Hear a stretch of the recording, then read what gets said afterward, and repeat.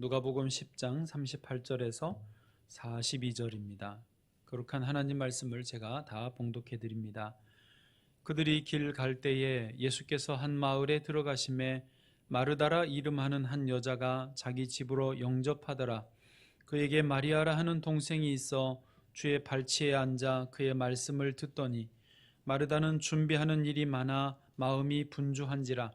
예수께 나아가 이르되 주여 내 동생이 나 혼자 일하게 두는 것을 생각하지 아니하시나이까. 그를 명하사 나를 도와주라 하소서. 주께서 대답하여 이르시되 마르다야 마르다야, 내가 많은 일로 염려하고 근심하나 몇 가지만 하든지 혹은 한 가지만이라도 족하니라. 마리아는 이 좋은 편을 택하였으니 빼앗기지 아니하리라 하시니라. 아멘. 오늘 이제 빼앗기지 않는 행복 제목으로 말씀 나눌 때 주께서 저와 여러분을 행복하게 해주시기를 원합니다. 사진 먼저 보시면서 본문이 익숙하실 거예요. 예수님께서 벳세다의 마르다 마리아의 집에 방문하실 때 일인데, 마르다는 맏 언니로서 예수님을 대접하는 일, 준비하는 일에 좀 분주했고, 그에 반해 동생 마리아는 예수님 발치에 앉아서 말씀을 듣고 있었습니다. 누가 누군지 다 구별하시겠죠. 붉은색 옷 입으신 분이 예수님이시고 그 앞에 마리아가 있고, 저쪽에 서서 약간 좀 불만 섞인 자세로 손에 항아리 주전자 들고 물병 들고 서 있는 이가 마르다입니다. 예수님의 제자들도 그 주변에 있었을 거예요, 실제로는. 그러나 이제 그림은 중요한 부분만 세 분만 따로 뽑아서 이렇게 그렸습니다. 이때 마르다가 예수님께 말하는 내용이 우리에게 좀 들어옵니다. 40절에 보니까 마르다가 이렇게 말했어요. 마르다는 준비하는 일이 많아 마음이 분주한지라. 예수께 나아가 이르되 주여 내 동생이 나 혼자 일하게 두는 것을 생각하지 아니하시나이까. 그를 명하사 나를 도와주라 하소서. 아멘. 여기서 약간 질문이 생겨요. 뭐냐면, 아니 마르다가 마리아에게 도와달라고 할 것이지, 마리아 마리아, 아까 그 그림 보시면 마리아를 향해서 이리 잠깐 오라고, 나 좀 도와달라고 이러면 귓속말로 해도 되지 않겠습니까? 손짓만 해도 되는데, 마르다는 웬일인지 그림 보여주세요.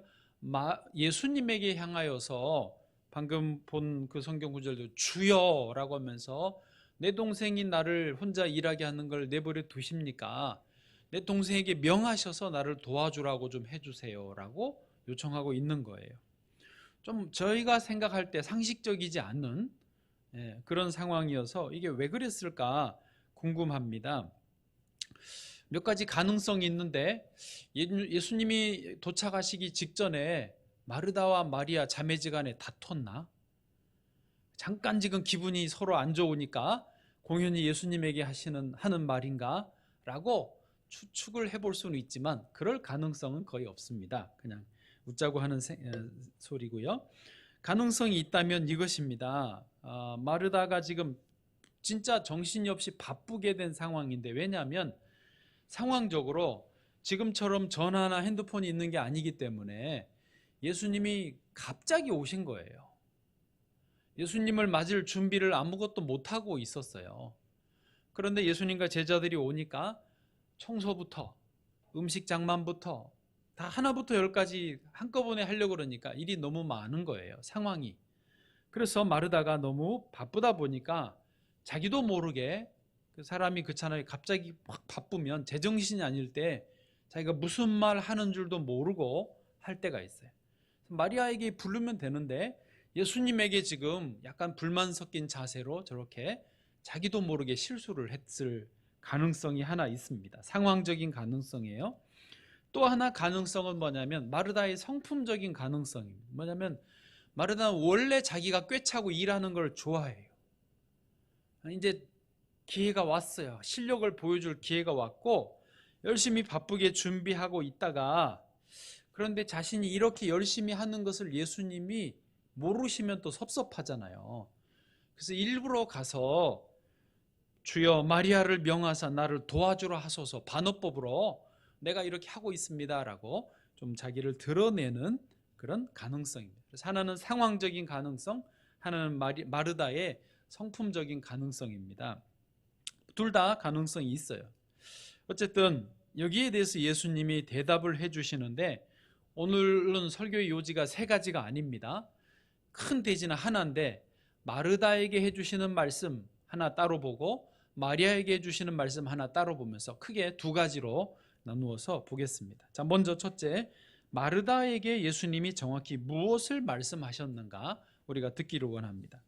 자, 이제 성경 마르다에게 주신 말씀 41절 42절을 보시면요, 주님이 대답하여 이르시되 마르다야 마르다야, 내가 많은 일로 염려하고 근심하나 몇 가지만 하든지 혹은 한 가지만이라도 족하니라. 아멘.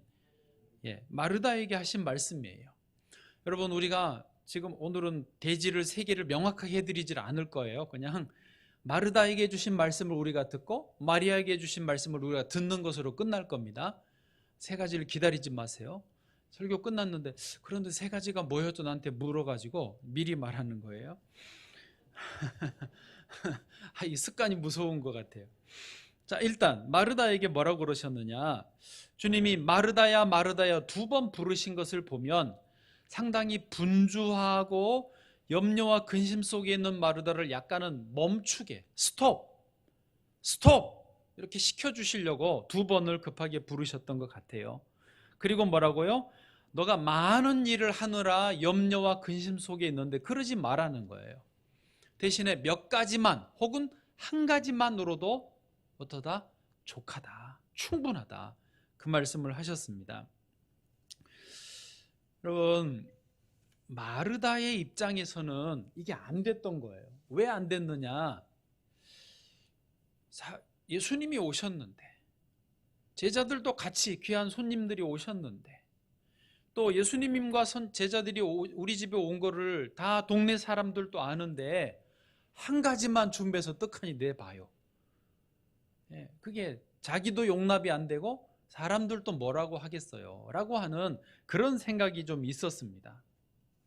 그러니까 용량을 초과한 거죠. 그래서 정작 대접해야 될 예수님에게 지금 버티고 서가지고 불평을 터뜨리는 거니까 이게 뭔가 잘못된 거죠. 예수님은 그걸 지적하신 거거든요. 너가 많은 일로 염려와 근심하는데 그러지 마라. 차라리 마음 편하게 한 가지만 해도 나는 그게 좋겠다, 그 말씀이신 거죠. 이해되시죠? 우리나라의 과거에 체면 문화가 있었습니다. 체면. 젊은 사람들이 어른들 체면 문화에 대해서 좀 비판적이지 않았습니까? 체면 문화라는 게 그런 거예요. 남복이 부끄럽다, 남들이 뭐라 하겠느냐, 어떻게 생각하겠어, 보란 듯이 좀 뻑적지근하게 해야지. 이게 체면 문화의 정신입니다. 그래서 결혼식이나 장례식 때 예전에는 허례허식이 좀 많았어요. 보여주기 식이었죠. 지금은 그런 체면 문화가, 그런 면의 체면 문화는 많이 사라졌는데요, 이게 완전히 사라진 게 아니고 형태가 좀 바뀌었을 뿐이에요. 여러분, 지금 옆에 사람 의식 안 합니까? 절대 안 하지는 않습니다. 안 합니까? 특별히 젊은 사람들이 체면 문화라는 말은 안 써도, 그런 의식은 없어도 SNS에서 인스타나 페이스북이나 할 때요, 그 체면 문화예요. 일종의 좋아요 많일수록, 또 팔로워가 많을수록, 댓글이 많이 달릴수록 기분 좋아지는 거 있어요. 아, 내가 인정받는구나, 내 사진이, 내 글이 사람들에게 인기가 있구나, 그러면서 기분이 좋아지는 게 있어요. 그래요, 안 그래요? 있다고요.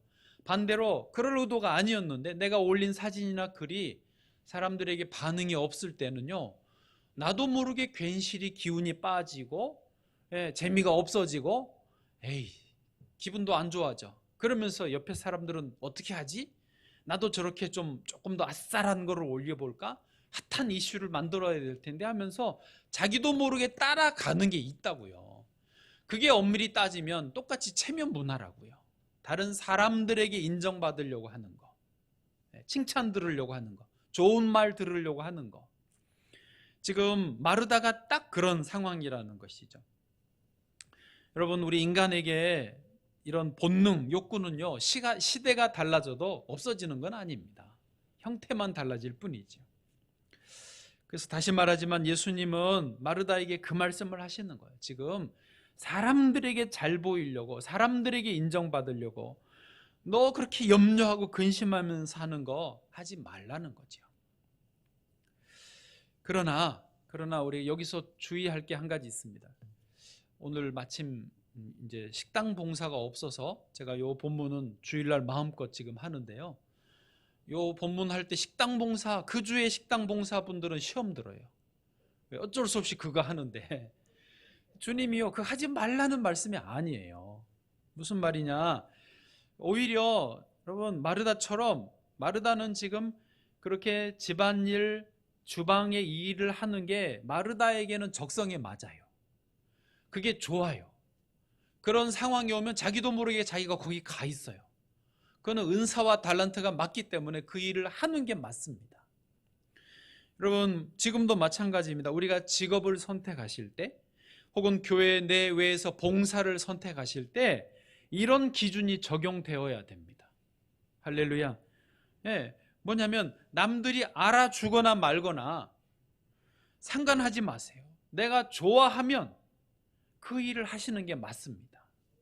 그런데 내가 좋아하지도 않는데 남들이 알아준다고 그 일을 하는 거 절대 하지 마시라는 거예요. 남들이 안 알아줘도 나는 그 일을 하는데 밤을 새워도 즐겁다. 그러면 그 일이 나한테 맞는 거예요. 그것을 마르다처럼 자기가 좋아하고 잘할 수 있는 그것을 하는 것, 그거는 잘하는 거예요. 예수님이 마르다에게 너 그러지 말고 여기 와 앉아서 말씀 들어, 그러지 않으셨어요. 그 일을 해라. 그러나 한 가지로도 충분하다라고 하셨다는 것을 기억해야 됩니다. 그럼에도 불구하고 마리아의 문제가 이제 한 번 더 들어가면 핵심이 그거지요. 신앙적으로 표현해서 마르다는 자기 의의를 추구한 겁니다. 우리도 자주 이런 실수를 하는데요. 어떤 일을 하면서 나 아니면 안 돼. 내가 이렇게 해야지 이게 일이 잘 돼. 내가 또 이만큼 했는데라고까지 하는 자기 공로의식, 그걸 다 포함해서 자기의라고 합니다. 자기가 옳은 거예요. 자기가 이제 주인이 되는 거예요. 사도 바울이 로마서에서 그것을 지적했습니다. 한번 보시죠. 로마서 10장 2절 3절 말씀. 2절 같이 읽어보실까요? 시작. 내가 증언하노니 그들이 하나님께 열심히 있으나 올바른 지식을 따른 것이 아니니라. 아멘. 그들이 하나님께 열심히 있었지만 올바른 지식을 따르지 않았어요. 그 다음 절 보시면 더 분명해집니다. 3절요. 시작. 하나님의 의의를 모르고 자기 의의를 세우려고 힘써 하나님의 의에 복종하지 아니하였느니라. 아멘. 그리고 오늘 말씀이 어려우실지는 모르지만 제가 간만에 진지하게 좀 합니다만은, 지금 올바른 지식은 자기 의의를 세우면 안 돼요. 하나님의 의의를 의지해야 되는데 자기 의의를 세우는 거예요. 자기가 주도가 되니까 그런 사람들은 힘써서 하나님께 복종해야 되는데 반대로 힘써서 하나님의 의에 복종 안 하는 거예요. 주님은 이리 가자 그러시는데 힘써서 내가 할 거예요 그러고 이쪽으로 가는 사람, 이게 자기 의의를 드러내는 사람입니다. 지금 누가 그런다고요? 마르다가 그러고 있다라는 겁니다. 자기가 하려고 하니까 주님 앞에서 버티는 그런 자세를 보여주는 거예요. 다른 분 말할 거 없고 제가 오늘은 저가 도마 위에 올라갑니다. 요즘에 제가 스스로 보면서 내가 마르다가 좀 된 것 같습니다. 이거는 여러분이 듣기에 민망하셔도 주님이 아시는 거라 어떻게 할 수가 없습니다. 저는 목회 자체는 너무 저는 좋아요. 목회자 된 게 너무 감사하고 행복합니다. 할렐루야. 그런 목사하고 같이 있는 거 좋으신 거예요. 막 목회가 지겨워하는 목사 있으면 어떡하겠어요. 어쨌든 저는 목회가 즐겁습니다. 그런데 약간 1월부터 문제가 생겨서 독서 제자 훈련한다고 이 영상을 찍고 편집하고 이걸 올리는 게 생각보다는 이게 시간과 에너지가 많이 들어가요. 또 마침 저 목양실 공사한다고 촬영 환경이 계속 바뀌는 통에 애를 좀 많이 먹었습니다. 그러면서 몸에 건강에도 조금 이상이 와가지고 제가 4년 전에 의사가 혈압약 먹으라고 그런 거를 운동하면서 식이요법으로 조절을 해보겠다고 버텨왔는데 이번에는 못 버티고 약 먹었어요. 이제 2주 전부터 혈압약을 먹기 시작했습니다. 인제저가 가입을 했어요. 혈압약 클럽에. 안 되겠더라고요. 이게 막 늦게까지 하고 그러니까 조절을 할 수가 없습니다. 어차피 먹어야 될 거 먹었습니다. 그러면서도 또 혈압약만 아니라 제 마음으로도 자꾸 이런저런 마르다 같은 약간의 좀 불평이 생기려고 하는 것을 느꼈어요. 그리고 또 마르다처럼 내가 이렇게 열심히 하니까 잘 되겠지. 내가 이렇게 열심히 하니까 좋은 소리 들어야지. 이런 마음들이 제 안에 들어오는 것을 보았어요. 물론 처음부터 그런 건 아니죠. 처음엔 전혀 몰랐지요. 순수하게 열심히 잘하고 싶어서 했던 것인데 사실은 엊그제 깨달았어요. 이 본문 일찍 준비해서 기도하다가 묵상하다가 주님이 말씀하시는 거예요. 너야, 너가 마르다야. 그러셔서 당황스러웠습니다. 그러나 인정하지 않을 수 없었습니다. 여러분, 물론 제가 독서 제자 훈련 그만둘 생각은 없습니다. 잘 조절하면서 계속 할 것이고요. 지금 여러분 중에도 혹시 어떤 일을 하시는 중에 마르다처럼 또 지금 잠시 저처럼 힘드십니까? 공연히 옆에 사람에게 원망과 불평이 생기십니까? 혹시 그런 분이 계시다면 편안해지시길 바랍니다. 욕심을 내려놓으시길 바랍니다. 오늘 주님이 마르다에게 주신 말씀처럼 들으세요.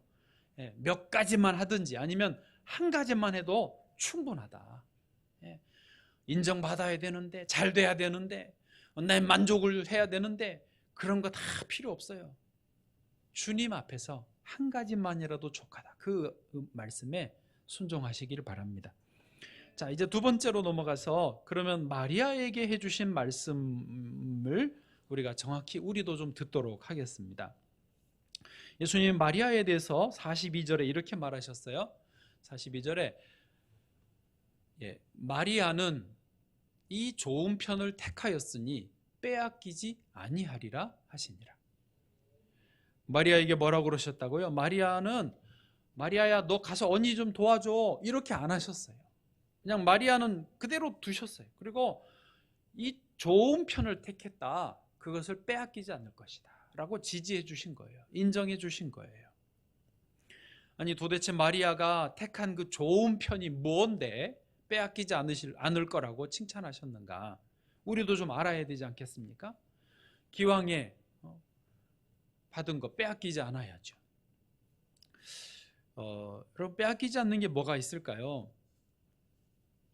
그 유대인들은요 로마 제국에 들어서면서부터는 나라가 완전히 망해서 전 세계로 로마 제국 시대부터 1945년 지금 이스라엘을 건국하기 전까지 거의 2000년을 전 세계에 흩어져서 살았습니다. 그걸 디아스포라라고 하지 않습니까? 그래서 나라가 없으니까 사람들이 정착해 살다가 자주 박해를 받았습니다.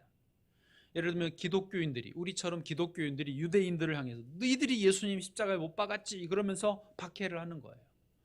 또 정치인, 왕이나 정치인이 바뀌면 그런 정치적인 이유로 유대인들을 박해하면서 자기들을 유리하게 만드는 그런 정치적인 이유들이 있었습니다.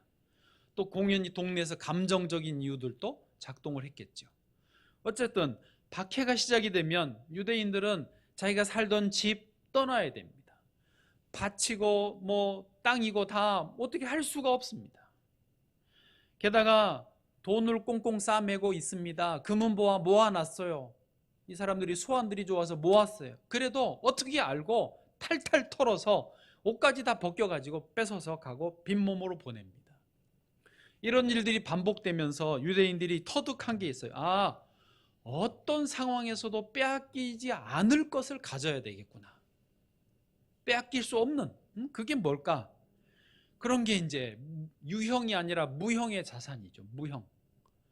예를 들면 유대인들이요. 그래서 돈도 많이 벌었지만 돈을 벌 수 있는 그 재능, 그리고 그 번 돈을 잘 굴려서 불리는 기술을 많이 습득을 했어요. 요즘 말로 치면 금융가죠. 금융가. 그때 당시에 벌써 은행 놀이들을 했고요. 지금도 어쨌든 근대 현대에 와가지고까지 유대인들 중에 돈 큰 그 자본가들이 많습니다. 뭐 예를 들면 로스차일드 같은 그런 그 유대인 금융가 큰 기업들이 많고요.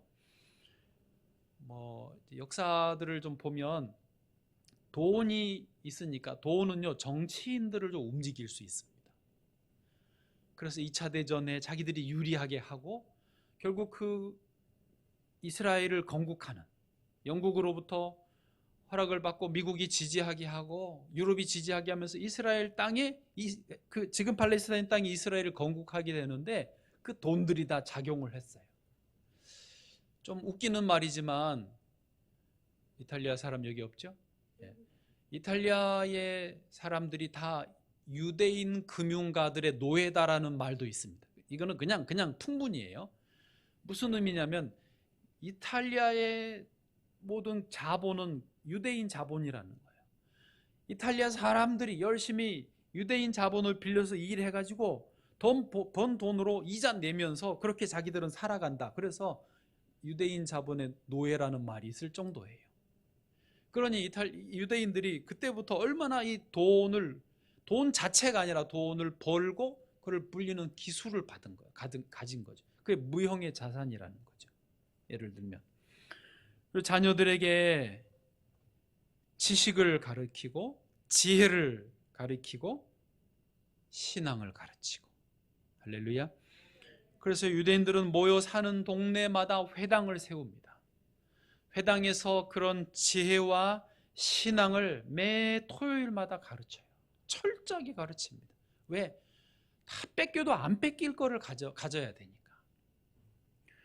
그리고 특별히 토라, 탈무드 같은 이런 그 책들은요 외우게 합니다. 왜? 나중에 책도 뺏겼던 거죠. 책을 뺏기면 어떻게 해요? 외웠던 거를 다시 적어야 되니까 암송을 시켜요. 여러분 그렇습니다. 뺏기지 않을 것을 가져야 그게 진짜 영원한 것이죠. 사람도 못 뺏고 사탄도 못 뺏고 영원히 가져갈 수 있는 것, 그것을 가져야 되지 않겠습니까? 지금 주님은 마리아에게 그것을 가졌다라고 말하는 거예요. 빼앗기지 않는 은혜, 빼앗기지 않는 축복, 빼앗기지 않는 행복, 빼앗기지 않는 좋은 편을 가졌다라고 칭찬하고 있습니다. 여러분 그게 무엇이겠습니까? 결론을 말씀드려봅니다. 마리아는요 주님을 전적으로 의탁하는 편을 선택했습니다. 다시 말합니다. 마리아는요 자기 자신을 의지해서 사는 방식이 아니라 전적으로 주님만 의지하는 그 삶, 믿음의 길을 선택한 것입니다. 오늘 좀 진지하다고 그랬죠, 제가? 여러분 오늘 본문을 잘 보시면 마리아가 주님을 전적으로 의탁한다라는 게 무언지를 아실 수 있습니다. 그림을 한번 다시 보여주시면 마리아를 좀 잘 보세요. 다 표현은 안 되겠지만 여러분 마리아가 실제로 오늘 이 본문 상황에서 아무것도 한 게 없습니다. 마리아가 무슨 말한 것도 없습니다. 다시 말해서 마리아는 마르다처럼 어떤 성과, 일을 해서 인정받으려고 하지도 않았습니다. 가만히 있었어요. 또 무슨 말을 통해서 자기가 하는 그런 상황을 변명하려고도 하지 않았어요. 가만히 있었어요. 그냥 주님의 발치에 앉아서 말씀을 듣고 아멘 아멘 하면서 있었을 뿐입니다. 지금 여러분들처럼 말이죠. 그런데 주님은 그런 마리아를 향해서 좋은 편을 택했으니 빼앗기지 않을 거라고 하시는 거죠. 그러니까 다시 좀 마르다와 비교를 해보면 이해가 쉬울 텐데요. 마르다는 삶의 방식이 뭐냐면 자기 주도적입니다. 이게 나쁜 거는 아니지만 자기 주도적이면서 자신이 인정받아야 되는 삶의 방식을 선택한 거고, 마리아는 주님이 주도적이시고 주님이 높아지시는 삶의 방식을 선택한 거예요. 이게 마리아의 선택한 거예요. 다시요, 마르다는 자신이 드러나야 되지만 마리아는 주님이 드러나셔야 되는 거예요. 할렐루야. 마르다는 자기 의의를 선택했지만 마리아는 하나님의 의의를 선택한 거예요. 아까 읽었던 로마서 10장 3절 4절을 다시 한번 보실까요? 읽어보시죠. 같이요. 시작. 하나님의 의의를 모르고 자기 의의를 세우려고 힘써 하나님의 의에 복종하지 아니하였느니라. 4절 시작. 그리스도는 모든 믿는 자에게 의의를 이루기 위하여 율법의 마침이 되시니라. 아멘. 예, 그리스도는 모든 믿는 자에게 의의를 이루어 주시는 율법의 마침입니다. 이 말은요, 믿는 자라는 말은 마르다처럼 믿는 자를 말하는 게 아니고 마리아처럼 믿는 자를 말하는 것입니다. 마리아처럼 완전히 주님께 자기를 의탁하는 사람에게 주님이 모든 것을 이루어서 의롭게 해주시는 그 의입니다. 예수님이 골고다 언덕에 십자가에 못 박히셨을 때 양쪽에 두 명의 죄수가 같이 못 박히지 않았습니까? 그랬죠? 예. 그때 한 죄수는 끝까지 죽어가는 그 순간까지 예수님을 비방하면서 원망하고 책임을 돌렸어요. 뭐라고 그랬습니까? 너가 그리스도가 아니냐? 그렇다면 너와 우리를 구원해 보라 라고 했습니다. 그런데 반대편에 있던 다른 죄수는 그러지 않았습니다. 자기의 삶을 마지막 이제 죄인으로 살았다면 이제 마지막 그 죽어가는 그 순간에 인생의 마지막 날에 주님께 자기 인생을 의탁했습니다. 이렇게 말했어요. 누가복음 23장 42절 이르되 예수여 당신의 나라에 임하실 때에 나를 기억하소서 하니. 이게 온전히 주님께 자기를 이제 마지막 남은 그 순간에 의탁한 거예요. 근데 예수님이 여기에 화답해 주시죠. 그 다음 절에 보니까 예수께서 이르시되 내가 진실로 내게 이르노니 오늘 너가 나와 함께 어디에요? 낙원에 있으리라. 할렐루야.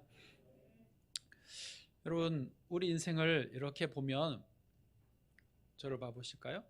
이렇게 이제 그 마르다와 마리아로 굳이 비유를 좀 해보면 태어나는 순간과 숨을 거두는 그 마지막 탁 하고 힘이 떨어지는 툭 하고 떨어지는 그 순간은 100% 마리아입니다. 누구나가 다. 안 그렇습니까? 마리아는 뭐냐면 완전히 주님께 의탁하는 거예요. 그러니까 태어나는 순간 얘가 뭘 할 수 있는 게 없잖아요. 돌아가시는 순간 툭 하고 힘이 빠지는데 할 수 있는 게 없어요. 내가 나를 버티고 있던 그 마지막까지도 팔이 떨어지기 때문에요. 완벽하게 마리아예요. 그런데 이제 살아가다가 보면 우리도 모르게 마르다가 되는 거죠. 내가 주도적이 돼야 되는 거예요. 그래서 저희 집 아이들 키울 때 이렇게 어릴 때 자주 했던 말, 제가 들었던 말이 뭐냐면 내가 할 거야. 내가 먹을 거야. 내가 옷 입을 거야. 내가 이거 막 해볼 거야. 막 이러면서 내가 한다라고 주장해요. 물론 그래야 됩니다. 그래야 배우고 성장하는 거니까. 단계를 거쳐야죠.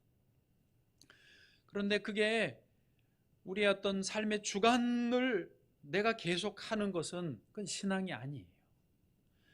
마르다는 뭐가 문제냐? 분명히 주님을 믿기는 믿지만 자기가 주관해서 살다가 필요한 게 있으면 주여 도와주세요 왔다가 또 채워지면 또 자기가 주관해서 가는 그런 신앙이었어요. 온전한 신뢰가 아니었습니다. 그러나 마리아는요, 일찍이 깨달은 거예요. 그 태어날 때나 죽을 때 그 완전히 주님을 의지하는 것처럼 주님 앞에 자기를 내어드리고 아무 말 없이 주님의 발치 앞에서 말씀을 듣고 있었던 것이죠. 저는요, 우리 성도님들 중에 나이 많으신 권사님들 또 우리 장로님 같은 분들 저는 개인적으로 좀 편하고 좋아요. 왜 그런지 아세요? 마리아에 가깝거든요. 신마리아 이렇게 마리아에 가까우시거든요. 인생에 이제 힘이 더 점점 빠지니까 의지할 수밖에 없게 되는 거예요. 그게 얼마나 감사한 상태인지 몰라요.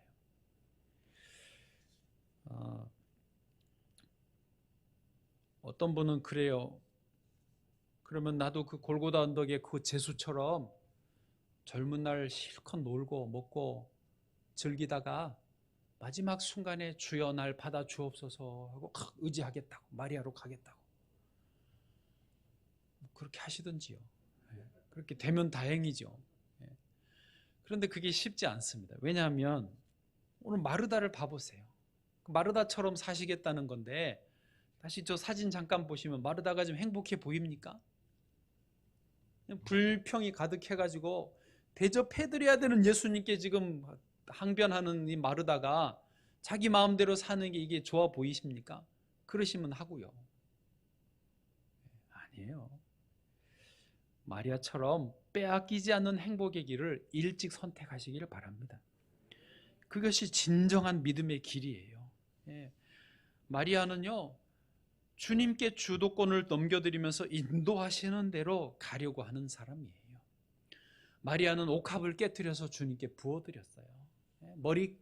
머리카락으로 예수님 발을 씻겨드렸어요. 그 온전한 의지거든요. 마치 광야에 출애굽해 나온 이스라엘 백성들이 그랬지 않습니까? 구름 기둥이 늘 있었습니다. 하나님이 임재하시고, 그래서 구름 기둥이 이동하면 장막 걷어 그래가지고 텐트 딱 걷어서 따라가는 거예요. 구름 기둥이 한 곳에 멈췄습니다. 그럼 장막 펴! 다 텐트 펴가지고 거기서 지냅니다. 그래서 늘 구름 기둥을 봐요. 아침마다. 그 장막 옮기지 않고 거기서 진치고 있는 기간이 1년이든 3년이든 상관없습니다. 하나님 왜 빨리 안 가셔? 가나안에 들어가야 되는데 뭐 하셔? 하나님 마음이지. 하나님 구름 기둥은 거기 계시는데 내가 장막 걷어가지고 가나안에 먼저 들어가면 마르다예요. 그냥 구름이 있으면 거기서 1년이고 10년이고 구름과 함께 있으면 그게 신앙생활인 거예요. 온전한 믿음의 길을 가고 있는 거예요. 때가 되면 하나님이 가나안에 들여보내시겠지. 안 들여보내시면 할 수 없고, 그게 온전한 믿음의 길이라는 거죠. 우리의 전 존재를 주님께 맡겨야 됩니다. 살든지 죽든지 뜻대로 하옵소서. 그 믿음의 고백이 우리에게 필요하다는 것이죠. 그리고 그런 고백을 하는 사람에게 주님이 말씀하시는 거예요. 빼앗기지 않는 행복을 가졌다.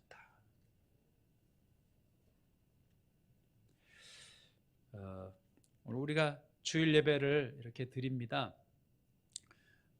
여러분 영상으로도 들으시기도 하고 이렇게 현장에 이제 20%가 돼서 조금 더 많이 나오셔서 저는 엄청 달라 보여요.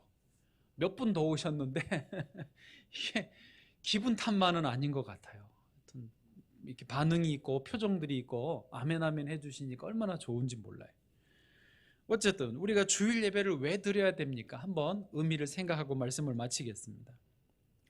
우리가 어쩔 수 없이 세상에 살다 보니까 마르다 비슷하게 삽니다. 안 그러세요?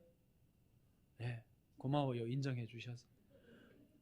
이 마리아만 있는 줄 알았더니 김 마리아, 안 마리아, 박 마리아 많습니다.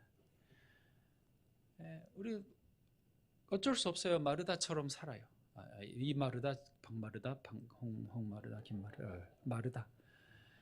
그러나 주일 예배를 하나님 앞에 드리게 하시는 이유는요, 이 시간 주님 앞에 엎드려서 저 발치에 앉아있는 마리아처럼 모든 것을 좀 내려놓고 주 앞에 의탁하고 있으라는 거예요. 그래야 우리가 또 제정신이 돌아오고 주님 음성 듣고 인생의 방향을 찾기 때문에 그렇습니다. 여러분 밥을 오래 안 먹으면요 병 생겨요. 운동도 잠깐 안 하면 모르지만 계속 안 하면 문제가 생깁니다. 반드시 문제가 생겨요. 나이 들수록 진짜 그렇더라고요. 하물며 주 앞에 주일 한 주에 한 번은 예배를 드리라고 주님이 그러신 이유가 있어요. 그런데 이 예배를 대충 드리시면 운동을 하는데 설렁설렁하면 안 되듯이 예배를 드리는데 분명히 마리아가 되어야 예배를 드린 거예요. 예배를 드리면서 여전히 마르다로서 예배 드리면 안 드린 거나 마찬가지입니다. 내려놔야 돼요. 전 존재를 주님께 맡겨야 돼요. 잠깐이라도 0.1초라도 주여 하고 나를 주님께 기대어 드려야지.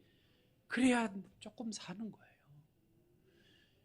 그래서 영상 예배가 쉽지 않다는 말이 그 말입니다. 마르다 분주한 그게 있는 그 자리에서 예배를 드리니 쉽지 않은 거죠. 그래서 더 주의를 기울여 달라고, 더 경건성을 지켜달라고 부탁을 하는 겁니다. 그래서 이제 되시면 조금 이렇게 다녀가시는 것도 도움이 많이 되실 거예요. 할렐루야. 오늘 저와 여러분이 지금 이 시간은, 지금 이 순간은 마리아 되시기를 바랍니다. 고백하십시오. 주여, 내 전 존재를 의탁합니다. 나를 뜻대로 하옵소서. 받아 주옵소서. 내가 붙들고 있는 거 다 내려놓습니다. 다시 움켜쥘 값이라도 일단은 한 번은 내려놓으시고 좀 긴장도 풀고 영혼의 쉼을 주시고 그러고 다시 붙드시라는 거지요. 안 붙들면 더 좋고. 할렐루야.